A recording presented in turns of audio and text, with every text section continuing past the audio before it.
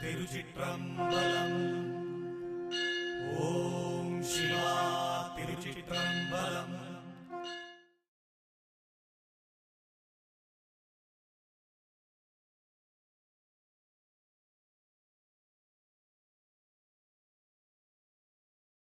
ತಿರುಚಿಟ್ರಂಬಲಂ. ಗುರುವೇ ಶರಣಂ. ನಮಃ ಶಿವಾಯ. ನಮಃ ಶಿವಾಯ. ನಮಃ ಶಿವಾಯ. ಗುರುವೇ ಶರಣಂ.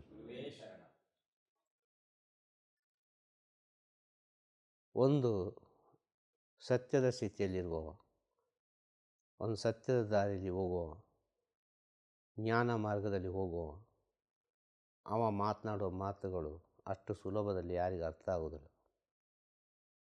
ಸುಲಭದಲ್ಲಿ ಅರ್ಥ ಆಗಲಿಕ್ಕೆ ಸಾಧ್ಯವೇ ಇಲ್ಲ. ಯಾರು ಸತ್ಯದ ದಾರಿಯಲ್ಲಿ ಹೋಗ್ತಾನೆ ಒಬ್ಬ, ಸತ್ಯಮೇವ ಜಯತೆ ಅಂತೇಳಿ, ಅವ ಏನು ಮಾತಾಡ್ತಾನೆ ಅಂತೇಳಿ ಅವನ ಎದುರಿರುವವನಿಗೆ ಅರ್ಥ ಆಗೋದು ಬಹಳ ಕಷ್ಟ. ಅಂಥ ಒಂದು ಅನುಭವ ಇದ್ದ ಪಕ್ಷದಲ್ಲಿ, ಅಂಥ ಒಂದು ಜ್ಞಾನ ಇದ್ದ ಪಕ್ಷದಲ್ಲಿ ಅದೆಲ್ಲವೂ ಅನುಭವಕ್ಕೆ ಬರ್ತದೆ. ಇಲ್ಲದ ಹೋದ ಪಕ್ಷದಲ್ಲಿ ಯಾವುದು ಅನುಭವಕ್ಕೆ ಬರುವುದಿಲ್ಲ.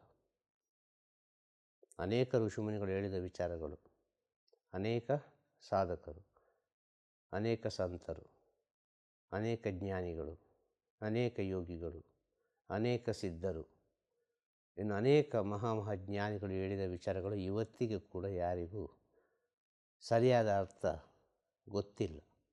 ಅದು ಅವರೇ ಬರಬೇಕು, ಸರಿಯಾಗಿ ಹೇಳಬೇಕು ಅಂತ ಹೇಳಿದರೆ. ಇದು ಸತ್ಯ. ಇದು ಹೇಳೋದು ಅರ್ಥ ಆಯ್ತಾ? ಹಾಂ. ಆಗ ಏನೋ ಒಂದು ಮಾತಾಡ್ತಾರೆ ಅವರು, ಅವರಿಗೆ ಖುಷಿ ಬಂದಾಗಿ, ಒಂದು ಪ್ರಕೃತಿಯ ಸ್ಥಿತಿಯಲ್ಲಿ, ಒಂದು ಸತ್ಯದ ಸ್ಥಿತಿಯಲ್ಲಿ ಅವರಿಗೆ ಭಗವಂತ ಏನು ನುಡಿಸ್ತಾನೋ ಏನೋ ಒಂದು ಹೇಳಿಕೊಂಡು ಹೋಗ್ತಾರೆ. ಆ ಏನೋ ಒಂದು ಹೇಳಿಕೊಂಡು ಹೋಗೋದ್ರಲ್ಲೇ ಅನೇಕ ರೀತಿಯ ಜ್ಞಾನಗಳು ಅಡಗಿದೆ ಅಂತ ಹೇಳೋದು. ಅನೇಕ ರೀತಿಯ ಜ್ಞಾನಗಳು ಅಡಗಿದೆ ಅಂತ ಹೇಳೋದು. ಈಗ ಈ ಪ್ರಪಂಚ ಮಾಯಿ, ಪ್ರಪಂಚ ಎಂಬುದೊಂದು ಮಾಯಿ. ಅರ್ಥ ಆಗ್ತದ? ಹಾಂ, ಎಲ್ಲವೂ ಮಾಯೆಯಲ್ಲಿ. ಈ ಪ್ರಪಂಚ ಎಂಬುದು ಮಾಯೆ ಅಂತೇಳಿ ಯಾವಾಗ ಅರ್ಥ ಆಗೋದು ಅಂತೇಳಿದರೆ, ಈ ಮಾಯೆ ಅಂದರೆ ಏನು ಅಂತೇಳಿ ಅರ್ಥ ಮಾಡಿಕೊಂಡ್ರೆ, ಮಾಯೆ ಅಂದರೆ ಮನಸ್ಸು, ಬೇರೇನಲ್ಲ. ಆಗ ಮೊದಲು ಸೃಷ್ಟಿಯಾದ್ದು ಮಾಯೆ. ಆಗ ಮಾಯೆ ಸೃಷ್ಟಿ ಆದ ನಂತರ ಈ ಮಾಯೆಯನ್ನು ಪುನಃ ಸತ್ಯಕ್ಕೆ ಕರ್ಕೊಂಡು ಬರಲಿಕ್ಕೆ ಸೃಷ್ಟಿಯಾದ್ದು ಅನೇಕ ವಿಚಾರಗಳು. ಭಗವಂತನಿಂದ ಹೊರಗೆ ಬಂದದ್ದು ಮೊದಲು ಮಾಯೆ ಅಂತ ಹೇಳೋದು. ಈ ಮಾಯೆಗೆ ಅನೇಕ ಶಕ್ತಿಗಳುಂಟು, ಅನೇಕ ಶಕ್ತಿಗಳು ಮಾಯೆಗೆ. ಅದನ್ನು ವರ್ಣಿಸಲಿಕ್ಕೆ ಸಾಧ್ಯ ಅಲ್ಲ. ಭಗವಂತ ಬೇರೆ ಅಲ್ಲ, ಮಾಯೆ ಬೇರೆ ಅಲ್ಲ ಅಂತ ಹೇಳೋದು. ಭಗವಂತನ ಇನ್ನೊಂದು ರೂಪ ಅದು, ಮಾಯಾರೂಪ. ಆ ಮಾಯಾರೂಪದಲ್ಲಿ ವಿದ್ಯೆ ಆಗಬೇಕು ಯಾರಾದರೂ ಸರಿ, ಸತ್ಯವಾಗಿ. ಆ ಮಾಯೆಯಲ್ಲೇ ಭಗವಂತ ಇದ್ದಾನೆ, ಇದು ಪರಮ ಸತ್ಯ. ಆಗ ಮಾಯೆಯನ್ನು ಬಿಟ್ಟು ಓಡುವುದಲ್ಲ, ಮನೆ ಬಿಟ್ಟು ಓಡುವುದಲ್ಲ, ಮನೆ ಬಿಟ್ಟು ಹೋಗಿ ಧ್ಯಾನ ಮಾಡೋದಲ್ಲ, ಮನೆ ಬಿಟ್ಟು ಹೋಗಿ ಯಾವುದೇ ಸಾಧನೆ ಮಾಡಲಿಕ್ಕೆ ಅಷ್ಟು ಸುಲಭದಲ್ಲಿ ಆಗೋದಿಲ್ಲ. ಎಲ್ಲರೂ ನೆನೆಸೋದು ಯಾವುದು, ಎಲ್ಲವನ್ನು ಬಿಟ್ಟು ಹೋದರೆ ದೂರ ಇರ್ಬೋದು, ಸಂತೋಷವಾಗಿರ್ಬೋದು, ಹ್ಯಾಪಿಯಾಗಿರ್ಬೋದು ಅಂತೇಳಿ. ನೀನು ಒಬ್ಬನೇ ಇರುವಾಗ, ಏಕಾಂತವಾಗಿರುವಾಗ, ಏಕಾಂಗಿಯಾಗಿರುವಾಗ ನಿನ್ನ ಯಾವುದೇ ವಿಚಾರಗಳು ನಿನಗೆ ಅರ್ಥ ಆಗುವುದಿಲ್ಲ. ನೀನು 100 ಜನರ ನಡುವಿನಲ್ಲಿರುವಾಗ ನಿನ್ನ ಒಳಗೆ ಏನು ಇದೆ, ಎಷ್ಟು ಏಕಾಂತ ಇದೆ, ಎಷ್ಟು ಮೌನವಿದೆ, ಎಷ್ಟು ಶಾಂತತೆ ಇದೆ ಅಂತೇಳಿ ಗೊತ್ತಾಗೋದು ಯಾವಾಗ? ನೀನು 100 ಜನರ ನಡುವಿನಲ್ಲಿರುವಾಗ. ನೀನು ಒಬ್ಬನೇ ಇದ್ದರೆ ಏನು ಗೊತ್ತಾಗ್ತದೆ? ನೀನು ಹೇಗೆ ಅಂತೇಳಿ ನಿನ್ನಿಂದ ಹೇಳಲಿಕ್ಕೆ ಸಾಧ್ಯ ಇಲ್ಲಲ್ಲ. ನೀನು ಹೇಗೆ ಅಂತೇಳಿ ಇನ್ನೊಬ್ಬ ಹೇಳಬೇಕಲ್ಲ. ಹೇಳೋದು ಗೊತ್ತಾಗ್ತದ? ನಮ್ಮ ಬಗ್ಗೆ ಜಡ್ಜ್ಮೆಂಟ್ ನಮಗೆ ಕೊಡಲಿಕ್ಕೆ ಆಗೋದಿಲ್ಲ. ಒಂದು ಭಗವಂತ, ಅದು ಬೇರೆ ವಿಚಾರ. ಈ 100 ಜನರ ನಡುವಿನಲ್ಲಿ ನಿಮಗೆ ಸಿಗುವ ಜಡ್ಜ್ಮೆಂಟ್, ಆಗ ನೀನು ಹೇಗೆ ಅಂತ ಗೊತ್ತಾಗೋದು. ಆಗ ನೀನು ಸಾಧಕನ, ಆಗ ನೀನು ಯೋಗಿಯ, ಆಗ ನೀನು ಜ್ಞಾನಿಯ, ಆಗ ನೀನು ಋಷಿಯ ಅಂತ ಹೇಳಿ ಈ 100 ಜನರು ಹೇಳಬೇಕು. ಹೇಳೋದತ್ತಾಯ್ತಾ? ಹಾಂ. ಆಗ ಈ ಮಾಯೆಯಲ್ಲಿ ಒಂದು ವಿಶೇಷವಾದ ಶಕ್ತಿ ಉಂಟು.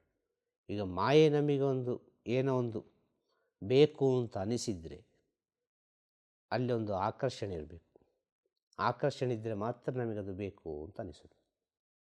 ಆಗ ಭಗವಂತ ಪ್ರತಿಯೊಂದು ವಿಚಾರದಲ್ಲಿ ಒಂದು ಆಕರ್ಷಣೆ ಅಂತ ಇಟ್ಟ. ಯಾಕೆ ಗೊತ್ತಾ? ಅಲ್ಲಿ ಹೋಗಿ ಬೀಳಬೇಕು ಅಂತೇಳಿ. ಅದು ಸೆಳೆತ, ಅದು ಎಳಿತದೆ. ಯಾವುದು? ಆಕರ್ಷಣೆ. ನಮ್ಮನ್ನು ಒಂದಲ್ಲೊಂದು ರೀತಿಯಲ್ಲಿ ಅದು ಎಳಿತದೆ. ಅದು ಎಳೆಯುವ ಕಾರಣದಲ್ಲಿ ನಮಗೆ ಅಲ್ಲಿಗೆ ಹೋಗುವ ಅಂತಾಗೋದು. ಸತ್ಯ ಅಲ್ವಾ? ಅದು ಯಾವುದೋ ಒಂದು ರೀತಿಯಲ್ಲಿ ನಮ್ಮನ್ನು ಕರೆಯುವಾಗದಾನೆ ನಾವು ಅಲ್ಲಿಗೆ ಹೋಗುವಂತಾಗೋದು. ಆಗ ಪ್ರತಿಯೊಂದು ವಿಚಾರದಲ್ಲಿ ಆಕರ್ಷಣೆ ಇಟ್ಟ ಅಲ್ಲ. ಪ್ರಕೃತಿಯಲ್ಲಿ ಎಷ್ಟು ಆಕರ್ಷಣೆ ಇಟ್ಟ. ಕೆಲವರಿಗೆ ಪ್ರಕೃತಿ ಹತ್ತಿರ ಇದ್ದರೆ ಬಹಳ ಸಂತೋಷ ಅಲ್ವಾ? ಪ್ರಕೃತಿ ಜೊತೆಗಿದ್ದರೆ ಬಹಳ ಸಂತೋಷ. ಆ ನೀರು ಜಲಪಾತ ಬರೋದು, ಆ ಕಾಡಿನಲ್ಲಿ ಜೀವನ ಮಾಡೋದು, ಒಂದು ಕುಟೀರದಲ್ಲಿರುವುದು, ಅದೊಂದು ಆಕರ್ಷಣೆ ಅವರಿಗೆ. ಇದುವೇ ಸರಿ ಅಂತೇಳಿ, ಇದುವೇ ಸತ್ಯ ಅಂತ. ಇನ್ನು ಕೆಲವರಿಗೆ ಸಿಟಿಯಲ್ಲಿರಬೇಕು, ಪಟ್ಟಣದಲ್ಲಿರಬೇಕು, ಈಗಿನ ಫ್ಯಾಷನ್ ಆಗಿರಬೇಕು ಅಲ್ವಾ? ಒಂದು ಪಬ್ಬಿಗೆ ಹೋಗಬೇಕು, ಡ್ಯಾನ್ಸ್ ಮಾಡಬೇಕು, ಲೈಟಿಂಗ್ಸ್ ಇರಬೇಕು, DJ ಮ್ಯೂಸಿಕ್ ಇರಬೇಕು, ದೊಡ್ಡ ಕಾರ್ ಇರಬೇಕು ಅಲ್ವಾ? ಇದೊಂದು ಆಕರ್ಷಣೆ. ದೊಡ್ಡ ದೊಡ್ಡ ಮನೆ ಇರಬೇಕು, ಈ ರೀತಿ ಬದುಕಬೇಕು. ಹಾಗೆ ಎಲ್ಲವೂ ಆಕರ್ಷಣೆ ಒಳಗೆ ಅಡಗಿದೆ ಅಲ್ವ? ಪ್ರತಿಯೊಬ್ಬನಿಗೊಂದೊಂದು ಆಕರ್ಷಣೆ ಬೇಕೇ ಅಲ್ವ? ಈಗ ಆಕರ್ಷಣೆಯನ್ನು ನಾವು ಯಾವ ರೀತಿ ತಗೊಳ್ಬೇಕು? ಆಕರ್ಷಣೆ ಇಲ್ಲದೆ ಸಾಧ್ಯನೇ ಇಲ್ಲ. ಒಂದು ಶಿಷ್ಯ ಆದರೆ ಆ ಶಿಷ್ಯನಿಗೆ ಗುರುವಿನ ಮೇಲೊಂದು ಆಕರ್ಷಣೆ ಇರಲೇಬೇಕು. ಗುರುವಿಗೊಂದು ಶಿಷ್ಯನ ಮೇಲೊಂದು ಆಕರ್ಷಣೆ ಇರಲೇಬೇಕು ಅಲ್ವಾ? ಅಟ್ರಾಕ್ಷನ್ ಒಂದು ಆಕರ್ಷಣೆ ಆಗುವುದು. ಅರ್ಥ ಆಯ್ತಲ್ಲ? ಒಂದು ಆಕರ್ಷಣೆವಾಗಿ ಇದ್ದದ್ದು, ಅದು ಆಕರ್ಷಣೆವಾಗಿ ಇತ್ತು. ಅದು ಮೂಲಭೂತದಲ್ಲಿ ಅದು ಆಕರ್ಷಣೆ ಆಗುವುದು. ಅರ್ಥ ಆಯ್ತಲ್ವ? ಆಕರ್ಷಣೆಯನ್ನು ನಮ್ಮ ಒಳಗೆ ಸೃಷ್ಟಿ ಮಾಡ್ತದೆ. ಈ ಮಾಯದ ಒಂದು ಸೆಳೆತವನ್ನು ಹೇಳೋದು. ಆ ಅಟ್ರಾಕ್ಷನ್ ಇಲ್ಲದಿದ್ದರೆ ಏನೂ ಆಗೋದಿಲ್ಲ ಅಂತ ಹೇಳೋದಿಲ್ಲ. ಪ್ರತಿಯೊಬ್ಬರಿಗೂ ಒಂದೊಂದು ರೀತಿಯ ಅಟ್ರಾಕ್ಷನ್ ಅಂತ ಹೇಳೋದು. ಇದೇ ದೊಡ್ಡ ಒಂದು ಎಡಿಟ್ ಅಂತ ಹೇಳೋದು. ಇದೇ ದೊಡ್ಡ ಒಂದು ನಶೆ ಅಂತ ಹೇಳೋದು. ಎಡಿಕ್ಷನ್. ಈ ಆಕರ್ಷಣೆಗೆ ಬೀಳೋದು ಉಂಟಲ್ಲ, ಇದೇ ದೊಡ್ಡ ಎಡಿಕ್ಷನ್. ಆಗ ನಾವು ಆಕರ್ಷಣೆ ಇಲ್ಲದೆ ಬದುಕಲಿಕ್ಕೆ ಆಗೋದಿಲ್ಲ. ಭಗವಂತ ಅದನ್ನು ಕೊಟ್ಟಿದ್ದಾನೆ. ನೀನು ಟಚ್ ಮಾಡಲೇಬೇಕು ಅಂತ ಹೇಳುವಾಗ ಆ ಆಕರ್ಷಣೆಯ ಜೊತೆ ನಾವು ಭಗವಂತನನ್ನು ಸೇರಿಸಬೇಕು ಅಂತ ಹೇಳೋದು.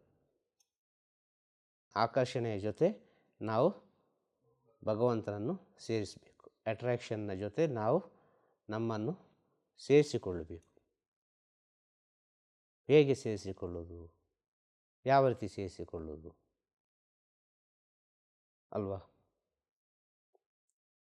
ಆ ಮಾಯೆಯ ಜೊತೆ ಅದು ಫಸ್ಟ್ ಎಂಟ್ರೆನ್ಸ್. ಅದು ಆಕರ್ಷಣೆ ಅಂತೇಳಿ ಮೊದಲು ಆಕರ್ಷಣೀಯವಾಗಿ ಇರ್ತದೆ. ಹೋಗ್ತಾ ಹೋಗ್ತಾ ಹೋಗ್ತಾ ಅದು ದೊಡ್ಡ ಒಂದು ಅನಾಹುತವನ್ನೇ ಕೊಡ್ತದೆ ಅಲ್ವಾ? ಅದು ಲವ್ ಆದರೂ ಸರಿ, ಯಾವುದೇ ವಿಷಯ ಆದರೂ ಸರಿ, ಮೊದಲು ಭಾಳ ಖುಷಿ ಕೊಡ್ತದೆ, ಮೊದಲು ಭಾಳ ಆನಂದ ಕೊಡ್ತದೆ, ನಮಗೆ ಸಂತೋಷ ಕೊಡ್ತದೆ. ಅದು ಒಳಗೆ ಹೋಗ್ತಾ ಹೋಗ್ತಾ ಹೋಗ್ತಾ ಹೋಗ್ತಾ ಎಷ್ಟು ನೋವು ಕೊಡ್ತದೆ, ಎಷ್ಟು ಕಷ್ಟ ಕೊಡ್ತದೆ. ಇದೆಲ್ಲರ ಜೀವನದಲ್ಲಿ ಬರುವ ವಿಚಾರ.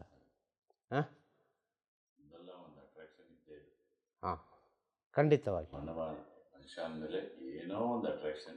ಮನುಷ್ಯ ಅಂತಲ್ಲ, ಪ್ರತಿಯೊಂದು ಜೀವರಾಶಿಯಲ್ಲಿ, ಪ್ರಾಣಿ ಪಕ್ಷಿಗಳಲ್ಲಿ ಕೂಡ, ಪ್ರಕೃತಿಯಲ್ಲಿ ಕೂಡ, ಎಲ್ಲ ಜೀವರಾಶಿಯಲ್ಲಿ ಕೂಡ ಆ ಅಟ್ರಾಕ್ಷನ್ಗೆ ಬೇಕಾಗಿ ಇಷ್ಟು ಬಣ್ಣಗಳು ಕಾಣೋದು.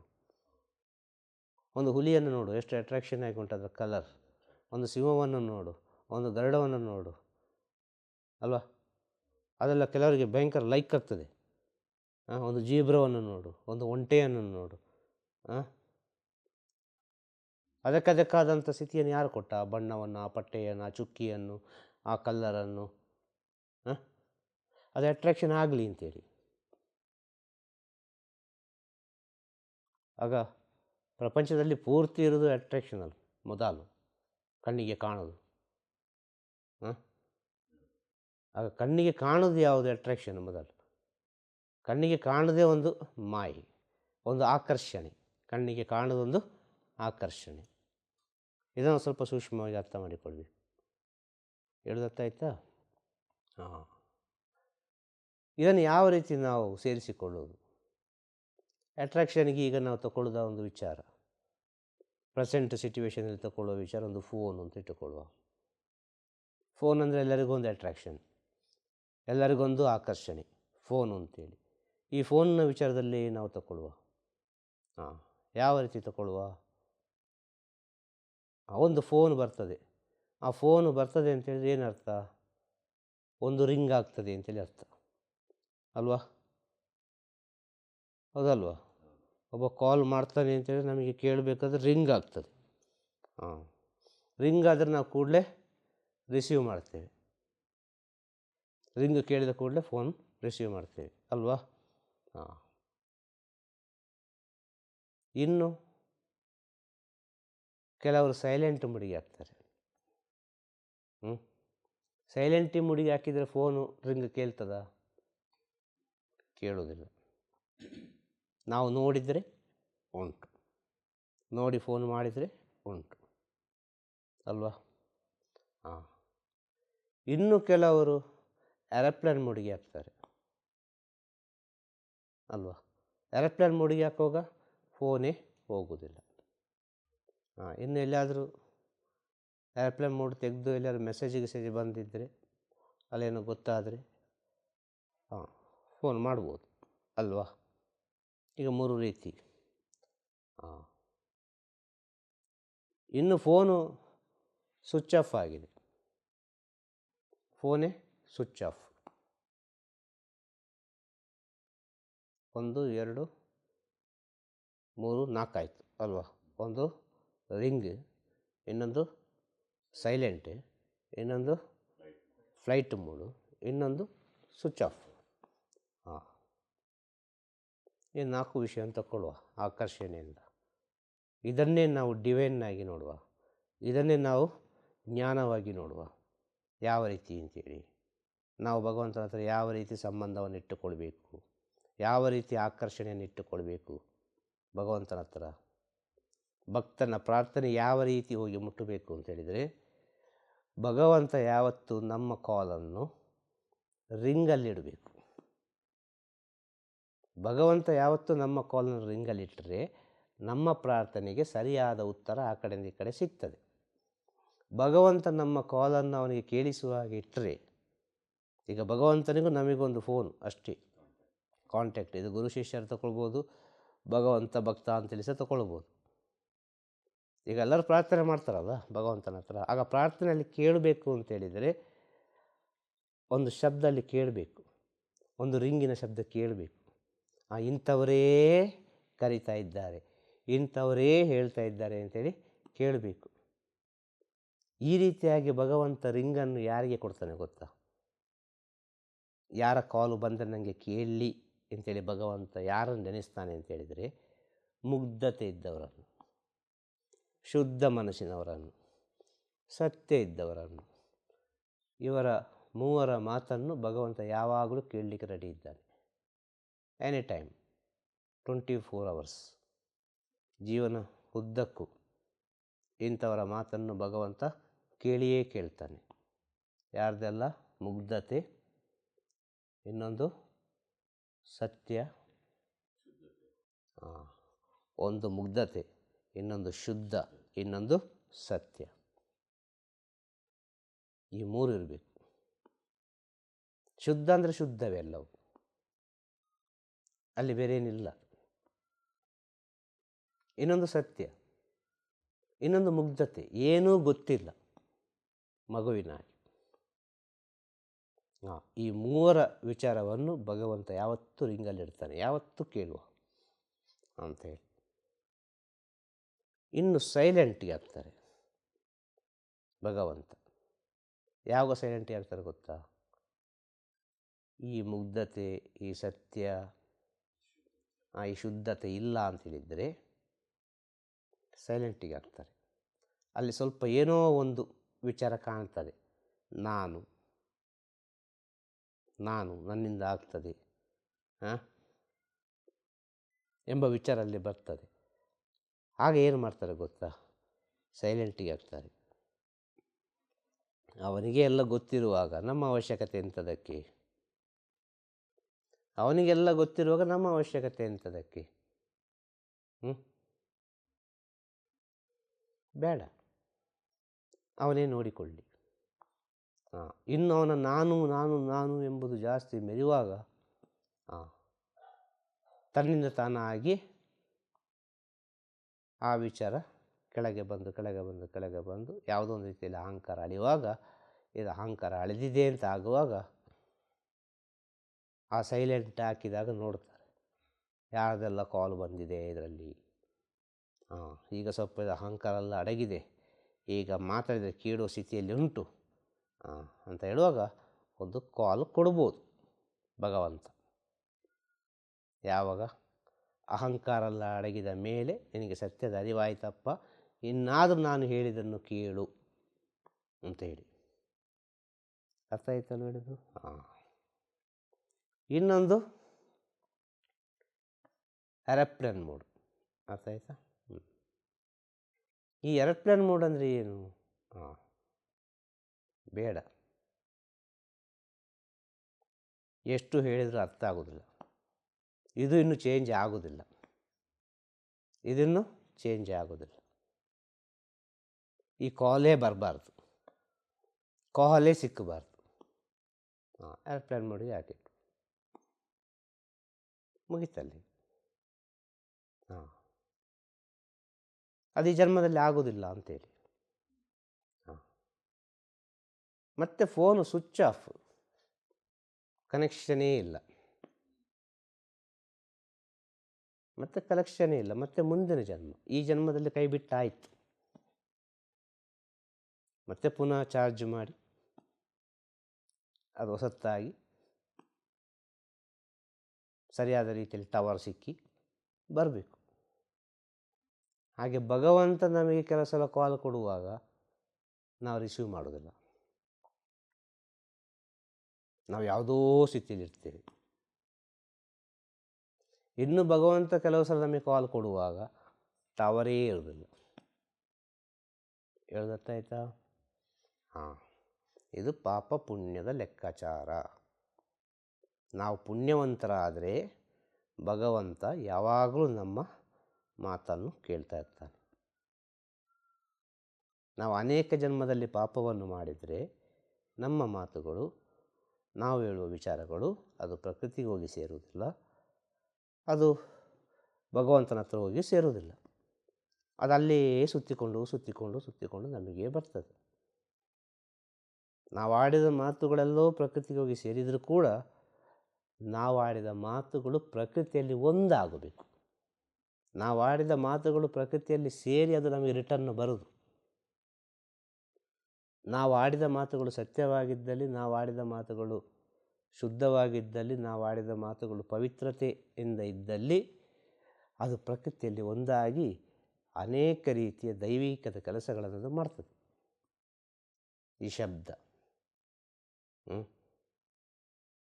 ಹೇಳೋದು ಅರ್ಥ ಆಯ್ತಾ? ಎಲ್ಲರೂ ಗುರು ಸೇವೆ ಮಾಡ್ಬೋದು, ಪ್ರತಿಯೊಬ್ಬರು ಗುರುವಿನ ಸೇವೆ ಮಾಡ್ಬೋದು, ಅನೇಕ ರೀತಿಯ ಸೇವೆಯನ್ನು ಮಾಡ್ಬೋದು, ದೇವಸ್ಥಾನಕ್ಕೆ ಹೋಗ್ಬೋದು, ಅನೇಕ ರೀತಿಯ ಪೂಜೆಯನ್ನು ಮಾಡ್ಬೋದು, ಅನೇಕ ರೀತಿಯ ಜ್ಞಾನವನ್ನು ಪಡೆದಿರ್ಬೋದು, ಅನೇಕ ರೀತಿಯ ವೇದ ಜ್ಞಾನ ಎಲ್ಲವನ್ನೂ ತಿಳಿದಿರ್ಬೋದು. ಆದರೆ ಈ ಶುದ್ಧತೆ, ಮುಗ್ಧತೆ, ಸತ್ಯ ಎಂಬುದು ನಿಮ್ಮಲ್ಲಿ ಇಲ್ಲದಿದ್ದರೆ ನೀವು ಏನೂ ಮಾಡಿದರು, ನೀವು ಎಷ್ಟೇ ತಿಳಿದಿದ್ದರು, ನೀವು ಜನರ ಮುಂದೆ, ಮನುಷ್ಯರ ಮುಂದೆ ಅದೆಷ್ಟೋ ದೊಡ್ಡ ಬ್ರಹ್ಮಜ್ಞಾನಿಗಳಾಗಿ ಕಾಣಬಹುದು. ಆದರೆ ಸತ್ಯದ ಮುಂದೆ ಬ್ರಹ್ಮಜ್ಞಾನಿಯಾಗಿ ಕಾಣಲಿಕ್ಕೆ ಸಾಧ್ಯ ಅಲ್ಲ. ಹೇಳೋದರ್ಥ ಆಯ್ತಾ? ಭಗವಂತನ ಕಣ್ಣಿಗೆ ಕಾಣೋದು ಏನೂ ಗೊತ್ತಿಲ್ಲ ಅವನಿಗೆ. ಏನೂ ಗೊತ್ತಿಲ್ಲ. ನನ್ನ ಮಗುವಿನಾಗಿದ್ದಾನೆ, ಈಗ ಹುಟ್ಟಿದ್ದಾನೆ ಅವ ಎಂಬ ಸ್ಥಿತಿಯಲ್ಲಿ ಯಾರೊಬ್ಬ ಇರ್ತಾನೋ ಅವನಿಗೆ ಭಗವಂತನ ಎಲ್ಲ ವಿಚಾರಗಳು ತನ್ನಿಂತಾನಾಗಿ ಸಿಗ್ತದೆ. ಆಗ ಭಗವಂತ ಯಾವತ್ತೂ ನಮ್ಮ ಮಾತನ್ನು ಕೇಳ್ತಾ ಇರ್ತಾನೆ ಅಂತ ಹೇಳೋದು. ಆಗ ಭಗವಂತನ ಹತ್ರ ನಾವು ಯಾವತ್ತೂ ಆಕರ್ಷಣೆಯಿಂದ ಇರಬೇಕು. ಆಕರ್ಷಣೆಯನ್ನು ನಾವು ಭಗವಂತನಿಗೆ ಕೊಟ್ಟು ಬಿಡಬೇಕು, ಆ ಪ್ರಕೃತಿ ಮಾತೆಗೆ ಕೊಟ್ಟು ಬಿಡಬೇಕು ಪ್ರತಿಯೊಂದು ವಿಚಾರವನ್ನು. ಆ ಪ್ರಕೃತಿ ಮಾತೆಗೆ ನಾವು ಕೊಡಲಿಕ್ಕೆ ಕಲಿಯುವಾಗ ತನ್ನಿಂದ ತಾನಾಗೆ ಆ ಭಗವಂತ ಈ ಕಡೆ ಆಕರ್ಷಿತನಾಗ್ತಾನೆ. ಹೇಳೋದಾಯ್ತಾ? ಇದೆಲ್ಲ ವಿಚಾರ ಭಗವಂತಂದು ಅಂತೇಳಿ ಭಗವಂತ ನೀನು ಒಪ್ಪಿಸುವಾಗ ಆ ಕಡೆಯಿಂದ ಭಗವಂತ ಈ ಕಡೆ ನೋಡ್ತಾನೆ. ಇದೆಲ್ಲ ನನ್ನದು ನನ್ನದು ನನ್ನದು ಅಂತ ಹೇಳುವಾಗ ಸ್ವಲ್ಪ ಸ್ವಲ್ಪವೇ ದೂರ ಆಗ್ತಾನೆ. ಹತ್ತಿರದಲ್ಲಿದ್ದವ ಸ್ವಲ್ಪ ಸೈಲೆಂಟಿಗೆ ಹೋಗ್ತಾನೆ, ಸೈಲೆಂಟಿನಲ್ಲಿದ್ದವ ಸಿಗುವುದೇ ಇಲ್ಲ. ಸಿಗುವುದೇ ಇಲ್ಲ ಅಂತ ಹೇಳಿದ ನಂತರ ಮತ್ತೆ ಅವನನ್ನು ನೋಡಲಿಕ್ಕೆ ಇನ್ನೊಂದು ಜನ್ಮದಲ್ಲೇ ಬರಬೇಕು. ಹೇಳ್ದಾಯ್ತಾ? ಎಲ್ಲರಿಗೂ ಶುಭವಾಗಲಿ, ಎಲ್ಲರಿಗೂ ಜಯವಾಗಲಿ. ತಿರುಚಿಟ್ರಂಬಲಂ. ಗುರುವೇ ಶರಣಂ. ನಮಃ ಶಿವಾಯ, ನಮಃ ಶಿವಾಯ, ನಮಃ ಶಿವಾಯ.